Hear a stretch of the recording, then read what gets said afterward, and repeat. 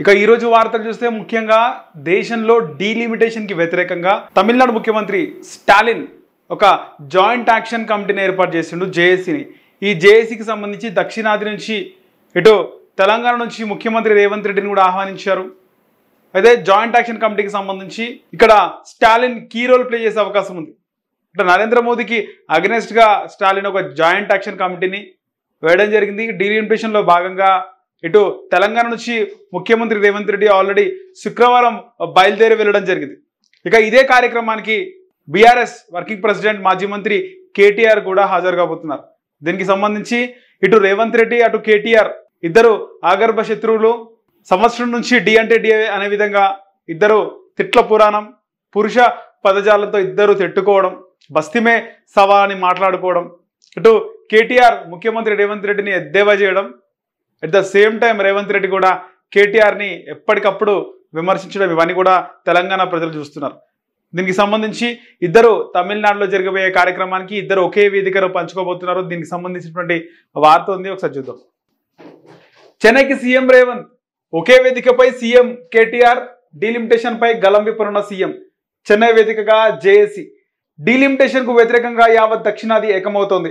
చెన్నైలో జరిగే అఖిలపక్ష సమావేశానికి తెలంగాణ సీఎం రేవంత్ రెడ్డి హాజరు కాబోతున్నారు. ఇక తమిళనాడు ముఖ్యమంత్రి ఎంకే స్టాలిన్ నేతృత్వంలో జాయింట్ యాక్షన్ కమిటీ చేసి సమావేశం జరుగుతోంది. ఇక దక్షిణాది రాజకీయ పార్టీల నేతలంతా కలిసికట్టుగా ఈ భేటీని నిర్వహిస్తున్నారు. డీలిమిటేషన్ వ్యతిరేక ఉద్యమంలో Tamil Nadu CM MK Stalin key role play చేయబోతున్నారు. ఈ సమావేశంలో తెలంగాణ తరఫున సీఎం రేవంత్ రెడ్డి శుక్రవారం సాయంత్రం చెన్నైకి బయలుదేరారు. ఇక జేఏసీకి హాజరై డీలిమిటేషన్ వల్ల తెలంగాణ ప్రజలకు జరిగే నష్టాన్ని వివరించాలని, డీలిమిటేషన్ కు వ్యతిరేకంగా చేస్తున్న పోరాటంలో భాగస్వామి కావాలని ఇటీవల డీఎంకే నేతలు ఢిల్లీలో రేవంత్ రెడ్డిని కలిసి ఆహ్వానించారు. ముఖ్యంగా చూసుకుంటే డీలిమిటేషన్లో దక్షిణాది రాష్ట్రాలకు అన్యాయం జరుగుతుంది. ముఖ్యంగా one vote one nation, one nation one vote అనే విధంగా మోదీ ప్రణాళిక అయితే రచిస్తున్నారు. దీనికి సంబంధించి 2027-28లో మొత్తం దేశవ్యాప్తంగా ఒకే రోజు అన్నిటికీ కేవలం ఎంపీ ఎమ్మెల్యేలే కాకుండా స్థానిక సంస్థలకు కూడా ఒకేసారి ఎన్నికలు నిర్వహించే అవకాశం కనిపిస్తుంది. దీనికి సంబంధించి ఆల్రెడీ డీలిమిటేషన్ని ప్రవేశపెట్టబోతున్నారు.